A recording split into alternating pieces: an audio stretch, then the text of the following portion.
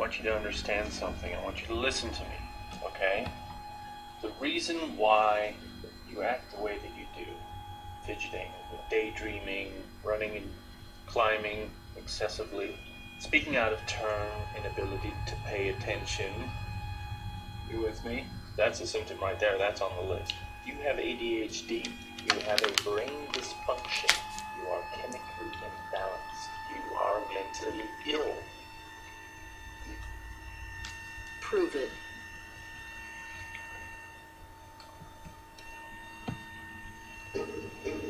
Pharmaceutical companies are paying psychiatrists to prove it, creating the business of ADHD. By 2011, approximately 11% of children had been diagnosed with ADHD.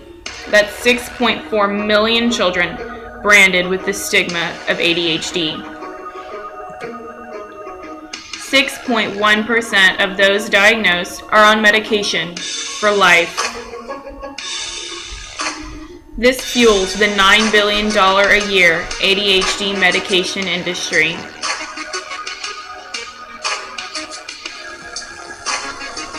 Shire Incorporated, Eli Lilly, Novartis, and Ortho McNeil Janssen Pharmaceuticals are only a few of the manufacturers on the profit end of this industry. These also happen to be the same types of companies who donated $1.7 million in funding to the American Psychiatric Association's 2013 conference, the same meeting at which the APA defined ADHD and its diagnostic criteria. This conference provided the latest information on ADHD and its diagnosis, but let's go back to the beginning. Heinrich Hoffmann's 1844 Fidgety Phil poem was the first real description of the disorder we now know as ADHD. In 1937, Charles Bradley reported the first positive effect of stimulants on children's behavior disorders.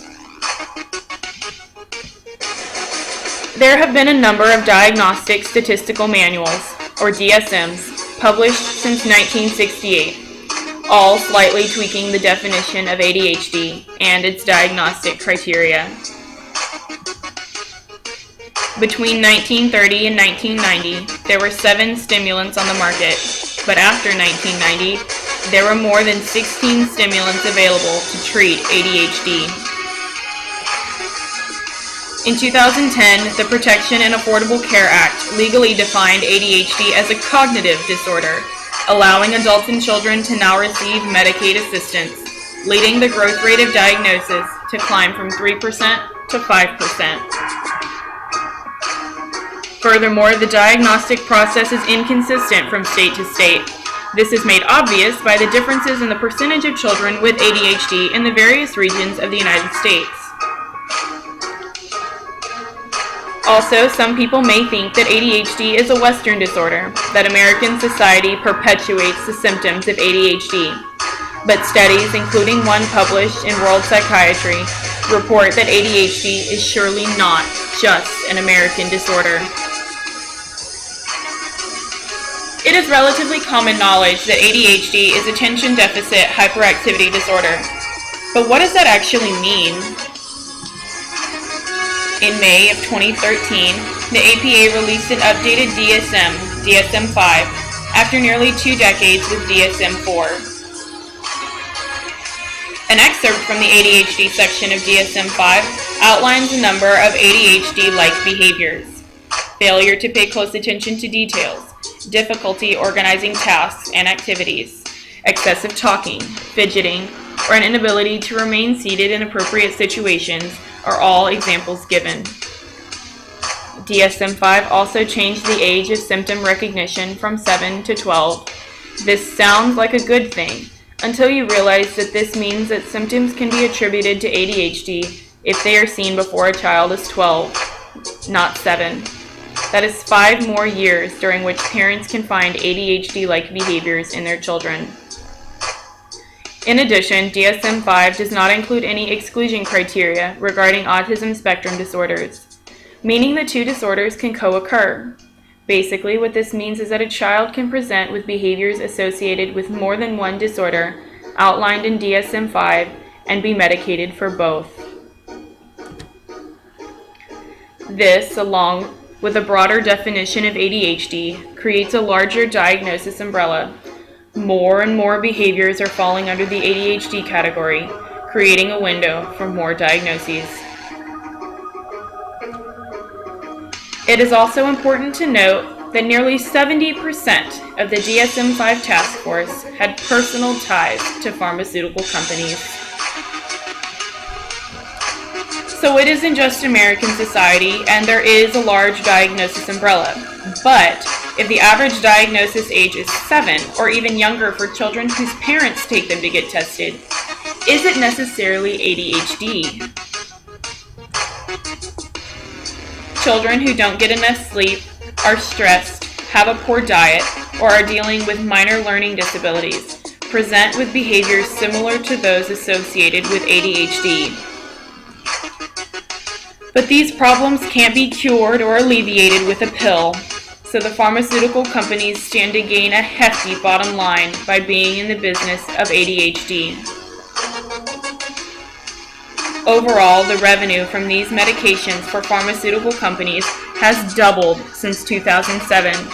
Shire Incorporated, one of the world's largest manufacturers of ADHD medications, had $1.8 billion in revenue from ADHD medications in 2012 alone.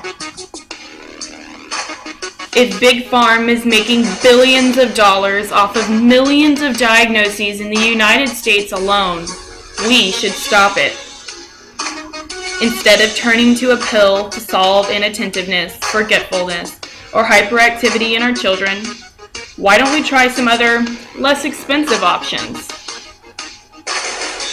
Improve your child's self-esteem and sense of discipline by engaging them in art projects or singing or dancing lessons. Self-esteem can also be raised by showing your child affection. Encourage your child to practice organization and keep spaces uncluttered.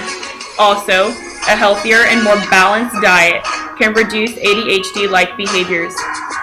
Starkly reducing or eliminating altogether sugar and caffeine intake decreases hyperactivity, and adding fatty acids, vitamins, or herbal supplements with omega-3 oils promotes healthy brain function. Another alternate treatment is yoga. Yoga requires concentration and discipline, and it helps children learn to relax. All of these alternative treatment options are simple, affordable, and don't contribute to Big Pharma's bottom line. But why does it matter to you? Well, on an economic level, ADHD costs society between $36 and $52 billion annually. But aside from the dollar signs, it is also an ethical problem. Pharmaceutical companies profit off of unnecessary ADHD diagnoses.